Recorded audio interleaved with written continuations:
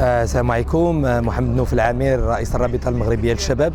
اولا هذا اللقاء اللي هو اللقاء الوطني الاول حول الجهوية، وياتي في اطار المشاركة الفاعلة للشباب في هذا الورش الوطني الهام، اللي هو ورش يحتاج الى تفعيل اساسي لمضامين اللجنة الاستشارية حول الجهوية، وكذلك الى تفعيل المضامين الدستورية حول المسألة الجهوية، باعتبارها مسألة مركزية في اقرار الديمقراطية التشاركية واقرار الديمقراطية المؤسساتية بالمغرب بشكل عام. وهي فرصة للشباب من اجل ابداء الاراء ديالهم، توضيح الافكار ديالهم والمشاريع ديالهم والالياتهم المقترحة من اجل تفعيل هذا الورش الوطني. والانطلاقه من مدينه طرفايه هي انطلاقه مهمه باعتبار رمزيتها هي احد المدن الاقاليم الصحراويه، وكذلك رمزيه المنطقه اللي تتعطي واحد الخلاصات. هذا اللقاء خلاصه ذات معنى وذات جدوى، وتنشكر كل الشباب المغربي اللي التحق بنا من مختلف مدن المغرب ومن مختلف مراكز البحث، اللي من سطات، من الرباط، من سلا، من طنجه،